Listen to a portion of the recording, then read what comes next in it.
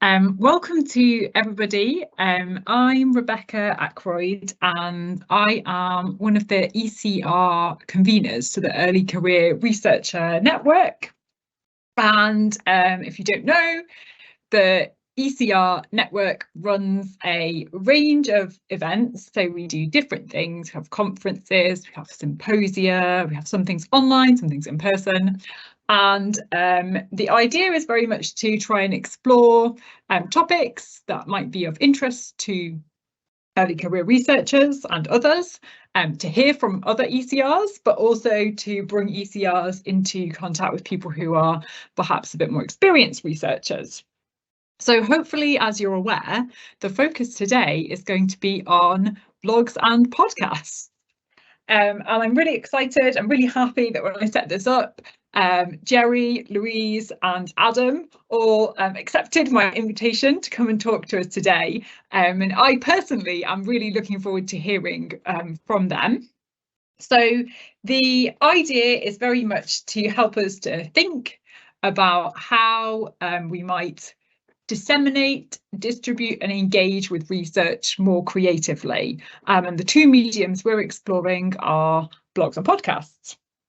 So the format of the event is going to be that in a minute I'll invite Jerry, who is the lead editor for the BERA blog, to provide us with a bit of information and some insights around that. And then we'll hear from both Louise and Adam, who have both created and participated in a BERA podcast, and they're going to share their experiences of that with us, which I think is going to be really interesting. And then we will have some time for some Q&A. So if you would like to ask a question, then you can do that by writing it in the Q&A box, and I'll keep an eye on those. And then sort of once we've heard from everyone, I will invite one or more of Jerry, Louise or Adam to respond, depending on who the question perhaps is most relevant to. And I think we can you can ask those questions, you know, as we're going along. If things occur to you, you can put them there in the Q&A box. But also you're very welcome, you know, we will have some time for you to have a moment to think of those questions as well, because it could be a really good opportunity to just, you know, ask something and find out a little bit more, or you might have been inspired by something you've heard. So what I'm going to now try and do is share some slides. Here we go. Rebecca, we've had a message in from Barbara Skinner saying that sound has disappeared. Oh no, she's just saying sound's come back. That's great. Ignore me. That's fine. Okay, that's a relief because I wasn't sure what I'll do about that. It's come back. Great. So yeah, I think now we should all be able to see some slides. So we've done the welcome. If you've already joined the call, perhaps while I was doing that intro, very warm welcome to you. I'm Rebecca. I'm one of the ECR conveners hosting the event today. And I'm now going to pass over to Jerry, who's going to give us some input on the topic of blogs. Over to you. Thanks, Jerry. Jerry, you need to unmute. You'd think I'd get that right from now on, wouldn't you?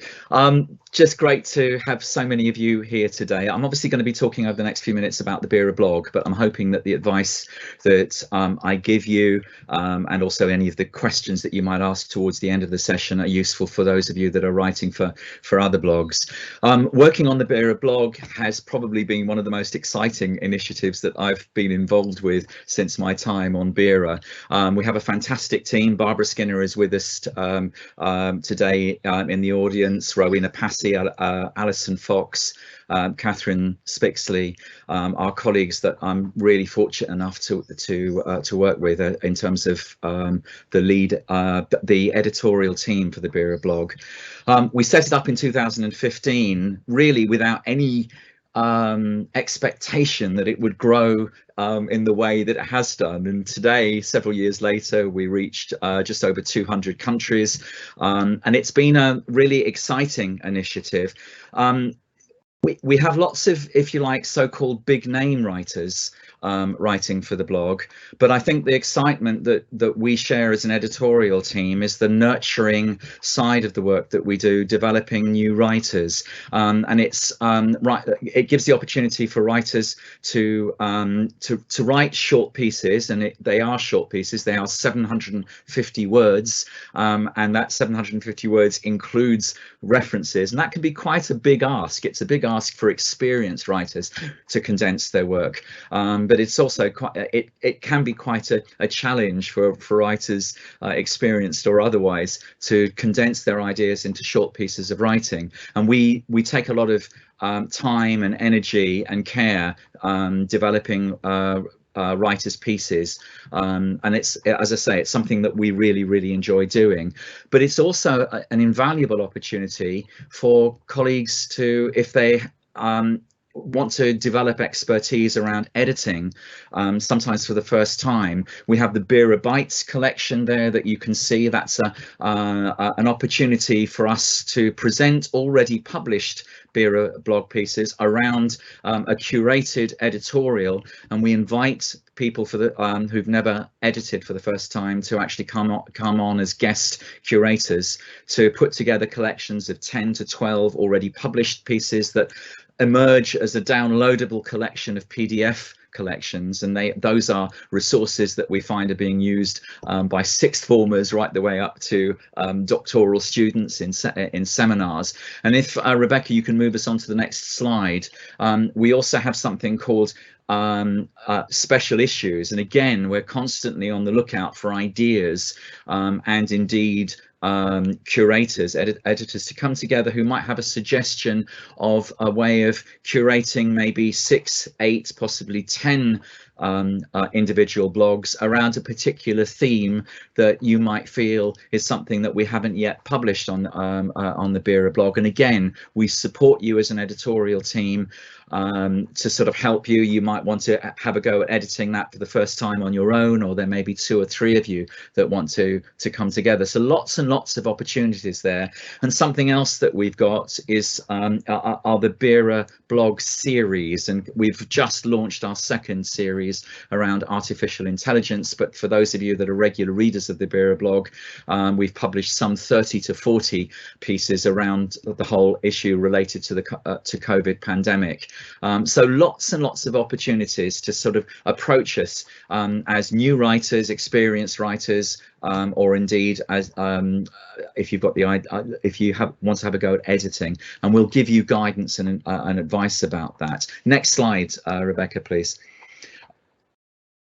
Just very quickly take you through this. The individual pieces that we publish on the Beera blog, they're short, 750 words, including references. But it's very normal for us to look at maybe 3-4 drafts of blogs before we finally publish. But as I said before, we're very keen, and we really enjoy that backwards and forwards until we're ready to actually sort of put individual pieces into the production queue. Once in that queue, we publish within about 6 to 8 weeks. The blog is accessed, as I've said already, in over 200 countries, and we've published over the 5, 6, 7 years that we've been in existence over 1,400 posts. We publish about 3 posts a week, and we're keen to hear from any of you in terms of any ideas that you might have. It's a terrific way to promote your work, not just in terms of you being an academic, but you might also be practitioners, teachers in schools. Our readers are academics, practitioners, policymakers, indeed anybody that's got a passionate interest in education. And that's one of the huge strengths of the blog, but it also means that it presents challenges in terms of trying to write something of a relatively short text, but that can appeal to that rather sort of eclectic range of writers. And again, we offer you significant support to sort of get those pieces ready to appeal to that larger audience.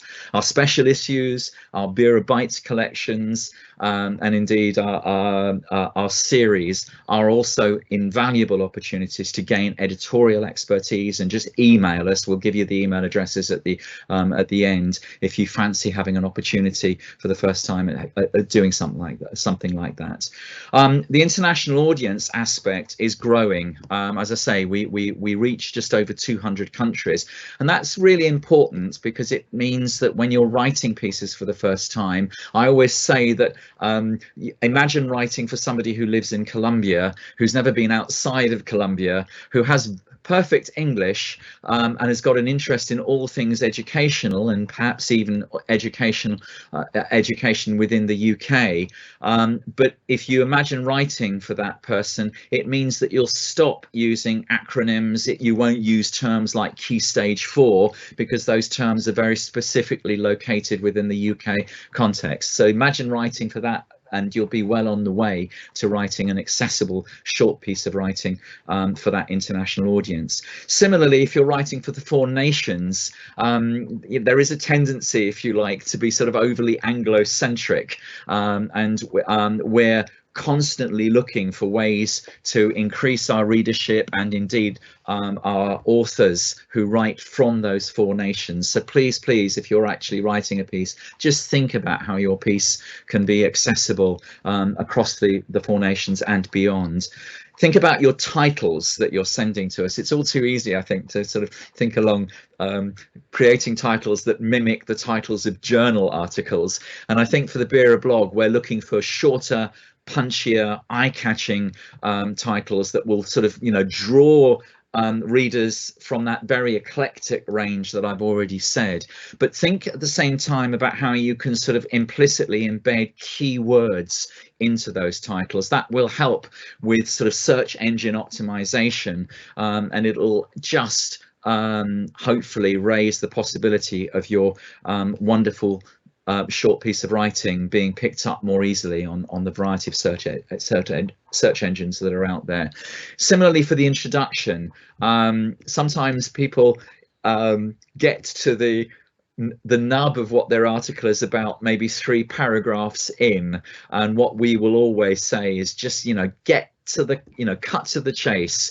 Make sure that in the introduction you nail what the topic is. If it's your own research, very, very succinctly say what your research is in, who it has been, how many people, etc. Get all of that within the first opening paragraph. Avoid overly long sentences. One of the best CPD sessions I've ever been to some years back was offered by The Conversation, where they said that not intellectually, but in terms of the sentence structure, you're writing sentences that could appeal to a 15-year-old, a 14-year-old. You're not creating overly long sentences. That's not to mean that's not the same as dumbing down, but just really keep those sentences short, punchy, while at the same time conveying what you want to do.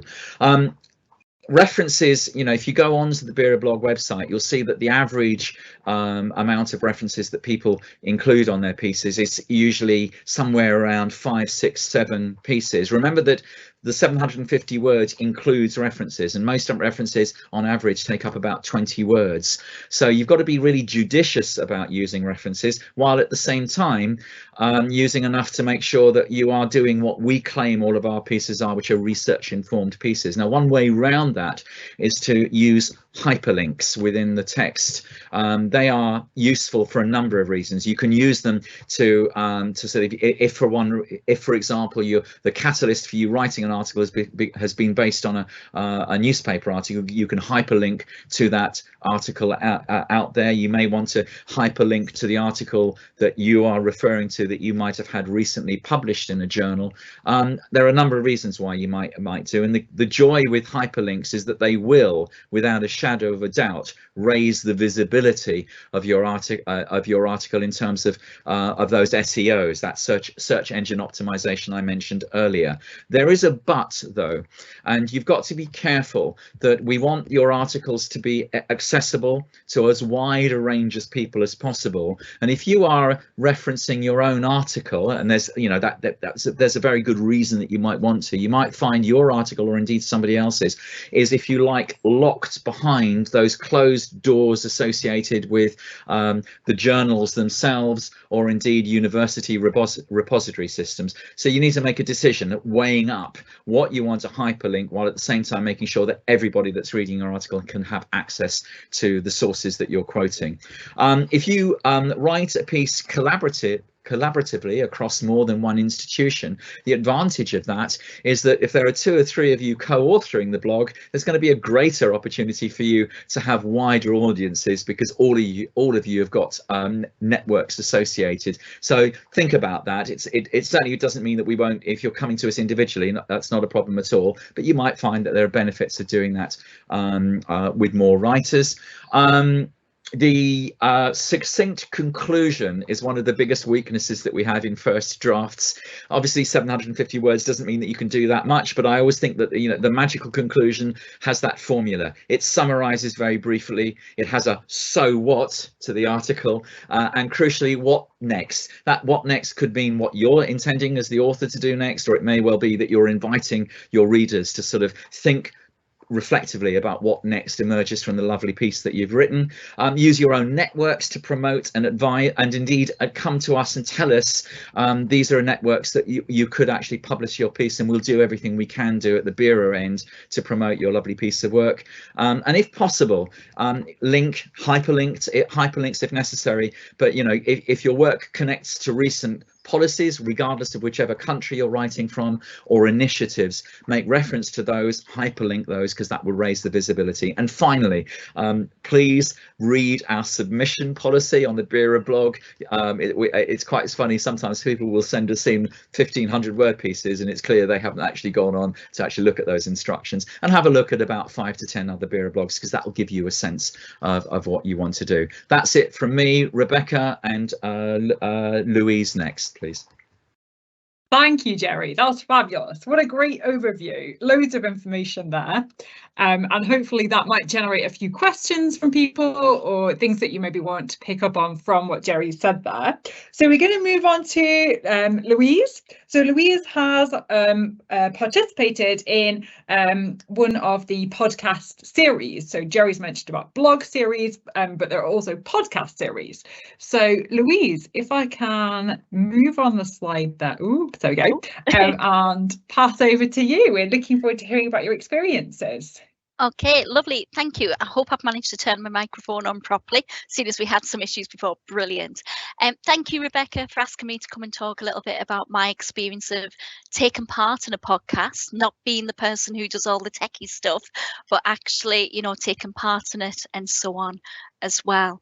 I just want to give you all a little bit of a brief overview of who I am and what my research is, because then that might make sense when I talk about how useful the podcast was for me as well. So I work in teacher education. I'm a full-time teacher educator at Edge Hill University in the northwest of England, focusing particularly on primary education. And I'm also a part-time student at the University of Edinburgh, doing my PhD up there. Hopefully ready to submit by summer. Fingers crossed we're getting there as well. My research is actually a self-study. So it's looking at my practice as a teacher educator, but how my practice is actually entangled with my relationship with the outdoors. So that's why there's lots of pictures of me in the outdoors with my family, with my partner, lots of boots and so on. But thinking about that materiality of my memories of being in the outdoors as a child, my current experiences in the outdoors, and also thinking about my practice and also my beliefs about education too. And the theories that I'm thinking and working and playing with are common worlds, post-humanism, and also new materialist lenses, and I use those to frame my work as well. So that's why there's lots of pictures there as well, and I like to have pictures too. Next slide, please, Rebecca.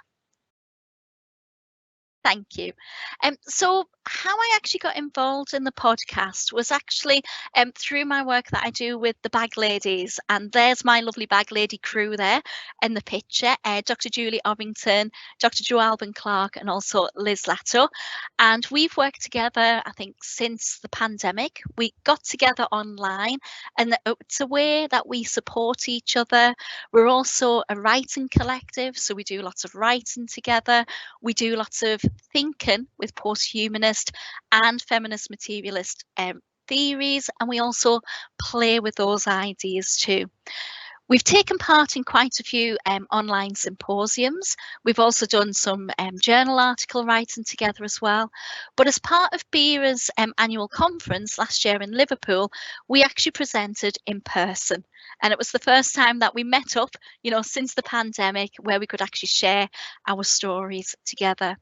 And part of that symposium, was how we use these theories within our own research and also as part of a Bag Lady collective. And you can see there's the link there to our symposium. While we were presenting, we had quite a few people there, from other members of the BERA SIGs, and Bacola, who is the convener for the Innovative Research Methodologies SIG, she actually came up to us afterwards and said, I want to know more. I want to find out more. I want to share this with other people as well. So she actually invited us to take part in one of her podcast series, and that was the Innovative Research Methodologies, very catchy title, podcast series from BERA, which started from March 2023, earlier this year. And Bacola asked us if we would, take part in this podcast. Could we share some of the ways that we use these post-humanist theories? Could we talk about what these theories are, what they mean to us, and also how we can actually work with them? Because sometimes post-humanist and also materialist thinking can be quite dense and tricky to get your head around unless you've got that way of thinking as well. So it was myself and Julie who took part in the podcast, and Bacola, it was really lovely way of thinking about what we do and sharing what we do with others. So doing the podcast enabled me as a PhD student to clarify what these theories mean to us and to me particularly, but also how I would then explain them to other people. So it's sort of quite good preparation, when you get those tricky questions from your supervisor as a PhD student, why that theory? How are you using this? Where's this coming from? So it helped to clarify those type of things for me. But it was also a lovely way of sharing what my research is without that pressure of a live audience, because we've all been there. We've stood up at a conference, whether it's been in person or online, and you see all these faces staring at you. Okay, I can see Rebecca's nodding. We've all been there, haven't we? And you suddenly think, oh, what do I say? I've frozen. How do I get through that? But doing the podcast was much more relaxed, much more ways of thinking in a quiet way. So you weren't pressured, and the way that Bacola actually structured our conversation, it gave myself a chance to think things through, to explain those as well, and to talk about, those theories that I was using and why I was actually using them too. And it also gave that opportunity to think aloud, so there wasn't the pressure that you had to have all of the answers at that time. You could mull things over because it was much more of a conversation between people as well. And I think that was a much better way of sharing that whole idea of what research is and how those research methods were being used. It was also a nice way of myself and Julie getting our Bag Lady thinking out there to a wider audience. So it wasn't just a journal article.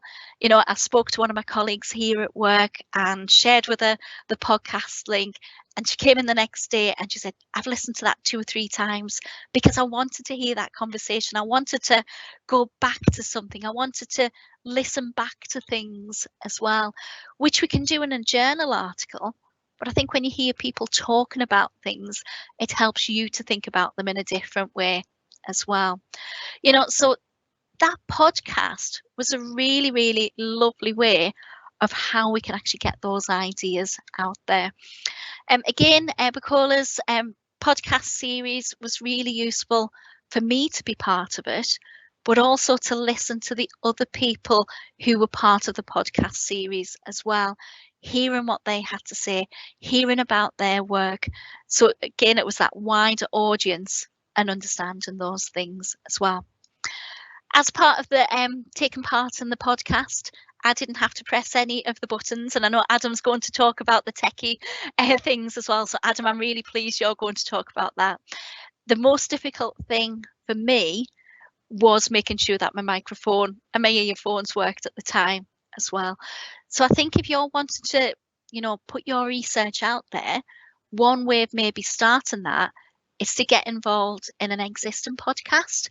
You know, make those connections with people who you know who are creating podcasts and see if you can participate that way. And that's sort of a nice, gentle way of getting involved there too. That's it.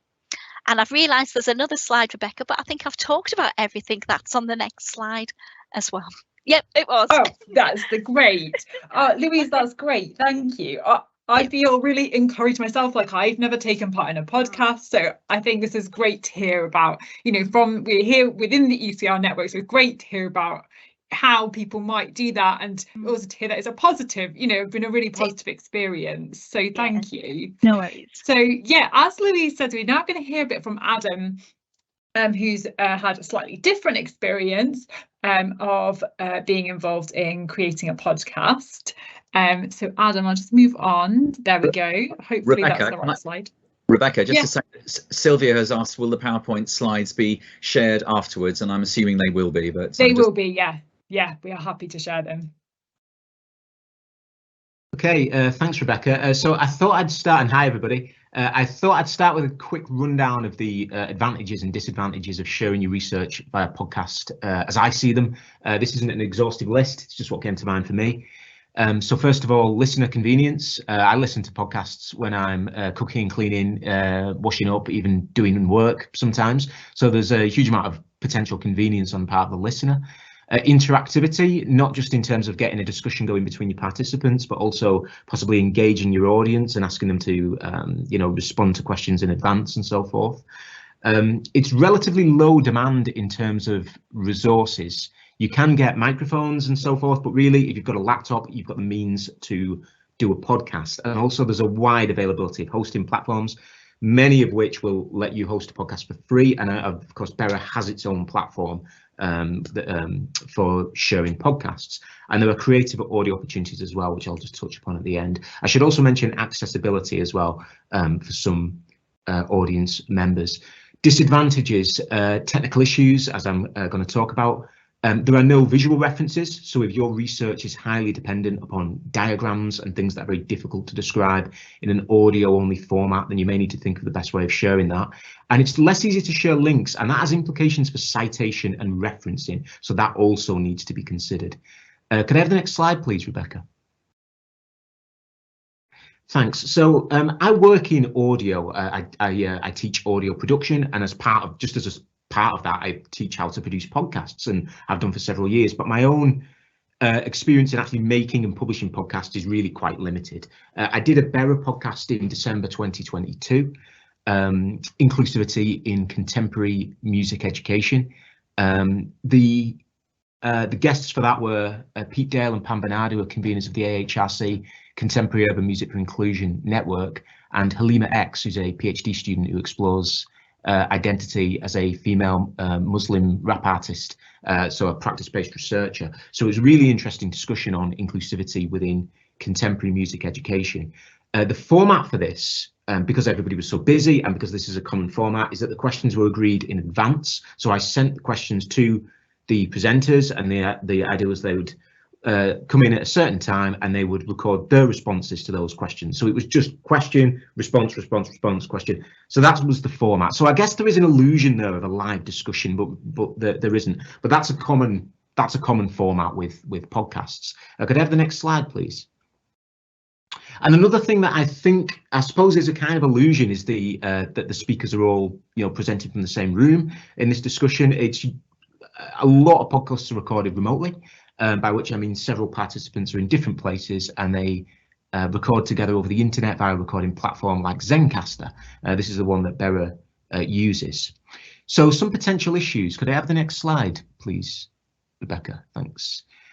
So connectivity issues, of course, internet connection, unsupported browser and security settings can be issues with some of these streaming and hosting platforms.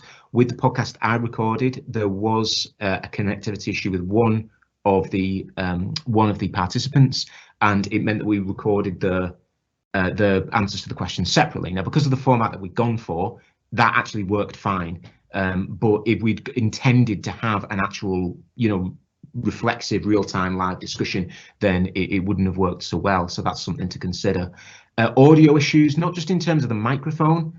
Of course, you can have one presenter can have their microphone turned up too loud, or it can be distorting. But then there's other things as well, like the room acoustics. Some presenters may be they're in like a tiled room or something like that. It can sound like they're speaking from a swimming baths, and when you've got all of the other presenters in a different type of room, that can really stand out. So that's something to consider. External noise, traffic, roadworks, washing machine, whatever else might be going on in the background. And then feedback is a potential problem as well if not using headphones. File issues. Now, when you use one of these platforms, the default is that it records to a cloud-based storage system, and you can download it afterwards. You can, of course, then just get an error message at the end. It's possible. Files can become corrupted. It might also be the case that when you come to download it, you just get a single mixed file instead of the individual stems of audio from each participant. And then if you have one participant whose microphone was much louder or quieter, it will be more difficult to correct that afterwards. So these are all things to consider. So with that in mind, just a few tips. Could I have the next slide, please, Rebecca? So I think the most important one, wherever possible, do a test run before the day of the podcast with all the participants, and make sure that you're happy with everything, because that will be the best way to find and diagnose any problems. Ask them to find a quiet space that isn't too reverberant. Download and save your audio files as soon as possible, but also consider doing a local recording, even if it's just a voice notes thing on a phone, where you ask all the participants to just press record on something on their phone, on the computer, whatever it is.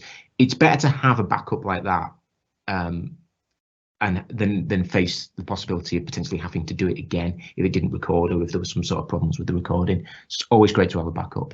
Could I have the next slide, please, Rebecca? This is Audacity, just a few recommendations. This is Audacity. It's a free and easy to use waveform editor.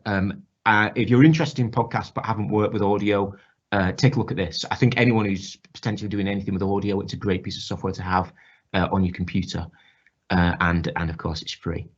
And then could I just have the last slide, please? Very quickly, one of the reasons why I'm interested in podcasts going forward, and why I'd like to do another one, is that there's creative things that can be done with audio. Now, at the BERA conference, I attended a brilliant session by Tracy Hayes and Mark Leather of the Nature, Outdoor Learning and Play Seergeist. They didn't mind if I mention this. It was a workshop which involved taking attendees on an outdoor curated listening exercise. So these are some recordings that I'd done. I've got a link to this, which I'll share in the Q&A in a moment. I did these with the in-ear microphones, just of some walking around South Manchester. There's some like bird songs, trains passing and so forth. So I sent these to Tracy and suggested, what if the session was done as an immersive listening podcast, as a way of, sharing this creative method and making the listener feel like they were actually on this walk. So this is an idea which I've only just started to explore, but this is an idea for, using audio creatively within a podcast format. Now, these portable recording devices range in cost, but you can get quite a good one relatively cheap. And if being able to record outdoors, or to document your experience, or to speak with other people out and about, is something which might make your podcast more engaging, or add an extra element to it, then that might be something to consider. So these are my quick reflections, and thanks for listening. That's great. Thanks, Adam. Yeah, really interesting. It's interesting because one of the questions I was going to ask was about, what about using podcasts in different locations? So you've already touched on that, so we can potentially explore that more in a minute. So what we have now is some time for any questions from the audience. So in order for me to be able to see everyone, I'm going to stop sharing the screen for now, just so I can have a look at the Q&A box. But basically, we should be able to. We've got a few questions here. Let me have a quick look. So, yeah, PowerPoint slides be shared. Yes. And then we got a comment from Joe. So Joe says that they co-host a podcast interviewing practitioner researchers, including a diverse range of people. But they're also using podcasts as a method So that would be really nice. I don't know if anyone wants to talk about using podcasts as a method. I don't know if anyone's got anything to say about this. It's okay if we haven't. And Adam's put a link as well to the outdoor recordings. But yes, basically over to you, people in the audience. So please do use this opportunity now to ask any questions or share other comments. Maybe to get us going, I could ask a question to any of our panel members around what do you think about, do you need to have an audience member in mind for either a blog or a podcast? How important is it to think about who the audience for this is? Or do you just put it out there and see who takes an interest in it? Who's going to take that one? Jerry, I think you should start. It's a great question. I think our default position in terms of the advice and guidance that we give to anybody that's writing for us for the first time is write on the assumption that your work is going to be read by multiple audiences, and I that's probably more true for a blog piece. I mean, to a certain extent, it's the same advice I would give for anybody that's writing for an academic journal, to be honest, so that you avoid that somewhat tendency. And I've been one of those people that's absolutely fallen foul of that tendency myself, that you write in overly complex ways. But I certainly think for the Bira blog, I think the starting point is you want this to be read by as wide a group and as just a mixture of group as possible. And I think if you do that, then it will help and aid and strengthen the clarity of your writing. Yeah, I think it's sometimes difficult though, isn't it? Like when you're moving into these creative methods, to maybe think about, is the audience the same or is it different? And I had a really interesting conversation with Leanne Henderson quite recently, who's one of the other ECR conveners. And she was talking about kind of what you mentioned as well, Jerry, like how blogs can work together with other publications, and how powerful that can be in terms of increasing traffic to other things that you want people to read. And I imagine podcasts could work very similarly, but yes, whether to tweak your audience. We've got, either Adam, do you want to come in on that at all? I think just to say, I think it's quite interesting to think about, if we think about like research impact and making sure that our research has an audience outside of academic circles. I think it's really good to embrace ways of communicating research that can potentially reach and engage a wider audience, especially the audience where we want the impact of our research to be felt. And I think there was a really interesting plenary at the Bera conference that talked about engaging children and young people in research as participants, and rather than it being like this kind of objective thing. Yeah, I think that there's a huge potential for like a range of different media for communicating research, to really direct it where we want the impact to be, and make sure that there's a transparency there. Yeah, maybe this connects into a couple of the questions that we have in the chat here as well. So Manala's asking about, whether it's best to start with a blog or perhaps even a podcast, or start with the journal article. How, which should be the starting point. And someone else is also, Sylvia's talking about podcasts maybe being a really useful method. Yeah, so do you think, would you start with a podcast or a blog? Or is it a good place to start with as a kickstart? Yeah. I think it might be a good way to start, because it's a very short sort of way of writing, of getting your ideas. But sometimes you need to do a longer piece so that you can distill it. It depends on your way of work, and I don't know about the rest of you, but sometimes I need to write sort of waffle before I can distill it down. I don't know whether that's how other people work, but I know some people do, like, just to get things out there and do what I call vomit writing. Jo will laugh because Jo is actually one of our bag ladies as well, and I talk a lot about vomit writing. And I think a blog is a nice way of doing that vomit writing to start with, not for the final version as well, if that all makes sense. Because I went round the houses there.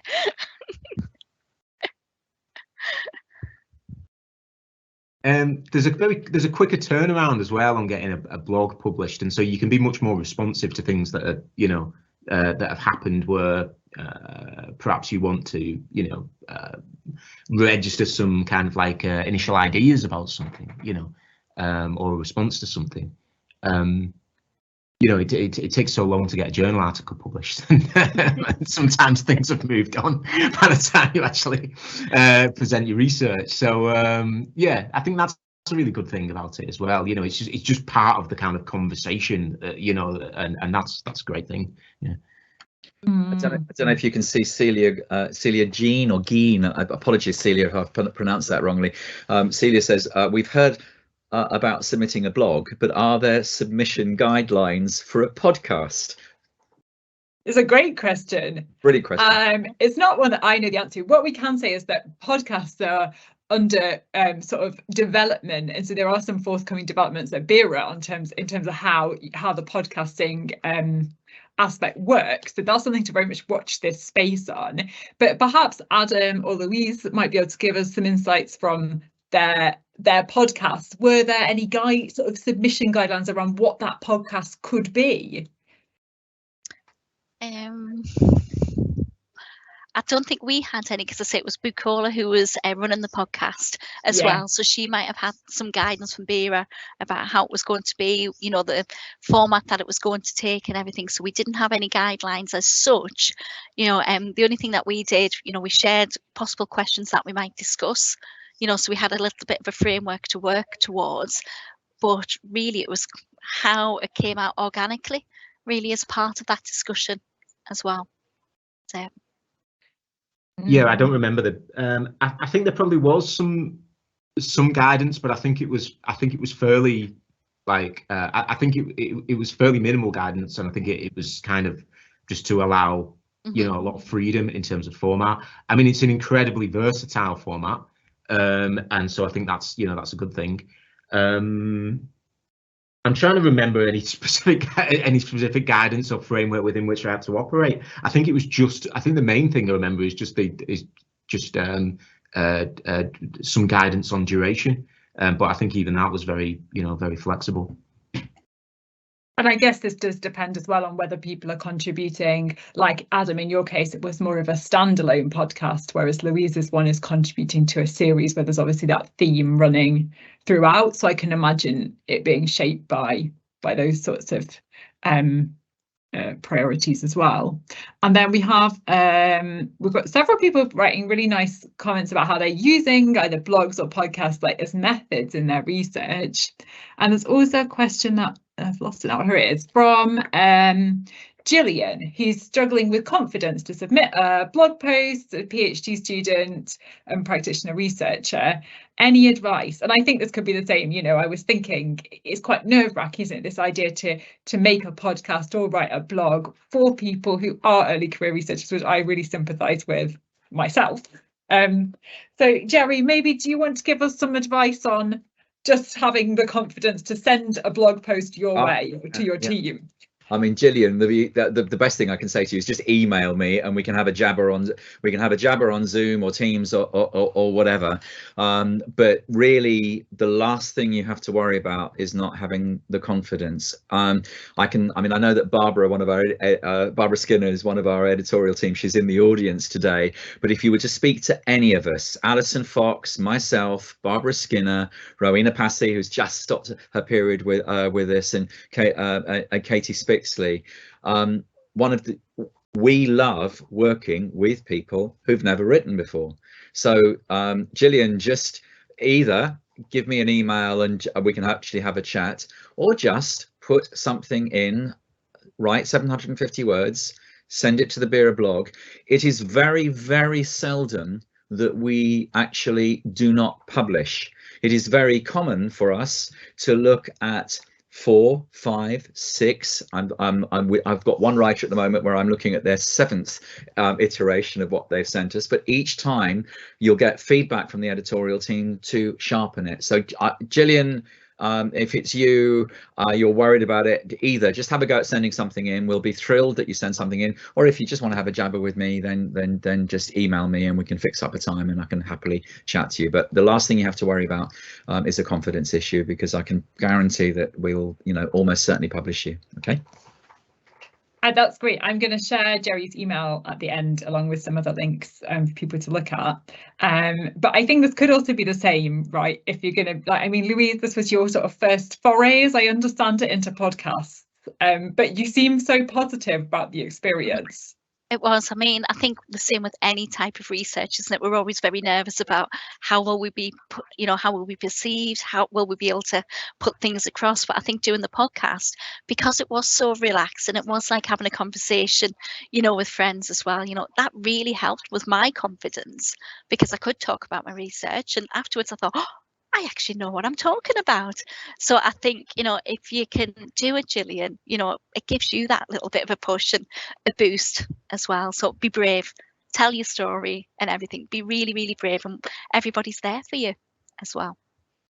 I think as well, I do find, as an ECR myself, the vast majority of people, I've got to that point now where I am emailing people sometimes and just saying oh, can I just ask you this question? And people are on the whole so intellectually generous, and are really positive and do want to collaborate. So yes, just try it. That's my advice, whatever it is, as an ECR. And then we've got a question from Jen about, saying Jen's very new to blogs and podcasts, especially podcasts, and how popular are they? Do we know anything about how many people read or listen to them? Adam might be able to tell us something about it more generally about podcasts, maybe. Jerry, do you have some knowledge of sort of your stats on the blog? Yeah, a little bit. Adam, do you want to take to go first, and then I'll follow through after you? I'm afraid I don't have any podcast listener stats to hand. Oh, I thought you might. Generally, I was just about to furiously look it up then. Right. Well, you can look it up if you like. And then I could come back as if I already know. Yeah. Jen, it might be an idea just to email. In terms of podcasts, I've got no idea, but if you were to email me, I might be able to get back to the Bureau office and just see if they've got the mechanisms yet to do that. I know that the podcast developmental side of the Bureau office is still very much in progress, so they may or may not have access to those stats. But email me and I'll get back to them happily on your behalf. In terms of the Bureau blog, yeah, it's a really good question, because we've sort of had to adjust relatively recently our stats in terms of what we were doing before. There've been some complications with Google Analytics, so we were, up until about 3 years ago, we were sort of proudly saying that we'd had over 1 million hits, and then we had to readjust that in light of a shift in terms of how those stats were being calculated. In terms of individual reads, they really do range from sort of, usually the minimum for pieces tends to be around about the 250-300 mark. We've got many posts around the 14, 15, 16, 17,000 mark, and then on top of that, there's also an interesting kind of variation in terms of posts that we've published, say for example within the first year of the Bureau blog being launched back in 2015, and then the extent to which some of those posts become read again and become current again, depending on what they relate to and depending what trends are. So at the moment, probably somewhere around the 8,000 to 9,000 mark, but that can vary. And then on top of that, of course, the Bureau blog is growing exponentially in terms of its readership in general, and we're doing everything one indicator of that, just to give you an example, is for those of you that follow Bureau News, we relatively recently we put out a call to take on 2 new editors for the team. So we're sort of back, we're in a lovely position where we're seeing the Bureau blog grow in terms of readership, and we're having to sort of accommodate that. Just to sort of put that into perspective, we publish generally 3 pieces a week, and we publish 3 pieces a week to give maximum coverage of each new post that we publish on the front page of the Beera blog. So there's that thin line. Obviously, once you're nudged off the front page, then that's less visibility initially, but the search engines and the search facilities that we've got mean that people will continue to come back to it, and Google will increasingly flog up those pieces. So that was a long-winded answer to your question, Jen, but I hope that makes sense. Yeah, that's great. And there's also, Joe's put something in the chat about being able to see statistics on downloads and listens. But Joe doesn't know whether Beera share that about their podcasts. But generally, I think with podcasts, that is something. I've just seen there's a question from Anonymous. I don't know who you are, Anonymous, but it's a lovely question about, will a blog post reflecting on presenting research at a conference? Absolutely. I mean, those are the sorts of things which we're really keen to show, because for early career researchers, for example, it's really lovely to get those sorts of pieces from people that may or may not have done it before and their experiences. So yeah, absolutely. And Anonymous, sorry, that's all I can call you by. You know, you might even want to think about getting together with a couple of other anonymouses and think about putting together a series, for example, about what's it like to present at a conference. What are the sorts of things, you know, those are the sorts of themes that we're really keen to sort of put together collections of blog pieces. So I hope that answers that question. Yes, and sorry, Jerry, there's another question as well from Charlotte about whether a blog focused on the experiences of being a teacher researcher, whether that's the sort of content that might work. Oh yes. And also how important is posting regularly. And I think Charlotte's got her own blog, which she's put a link to in the chat there for anyone that's interested. But that's another, like, kind of personal blogging, right? That's another sort of means of blogging that a lot of researchers do engage with. I've kind of been meaning to try it, but maybe this will be the prompt for me to try it.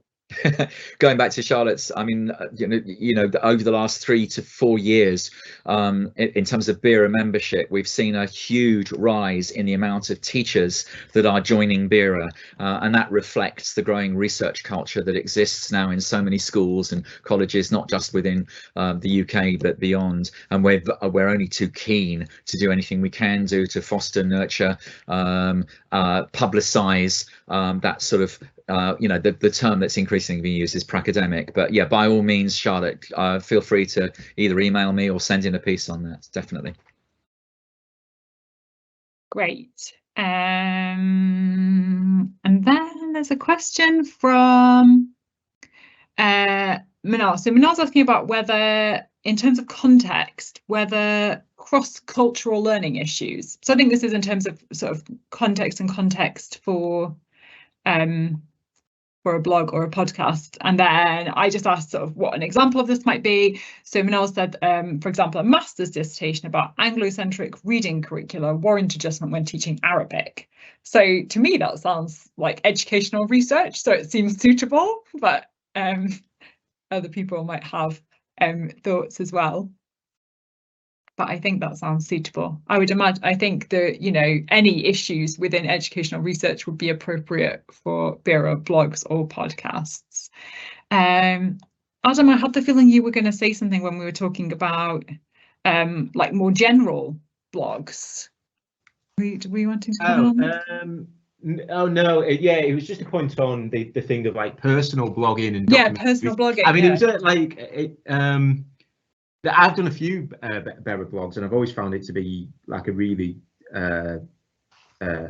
good experience for like sharing my research, but then also it's compared to publishing a journal article, it's a quick turnaround, and it's a really good way of formulating ideas as well, I think, because of course it gets edited and you get feedback on what you said, so like I found that really, really useful.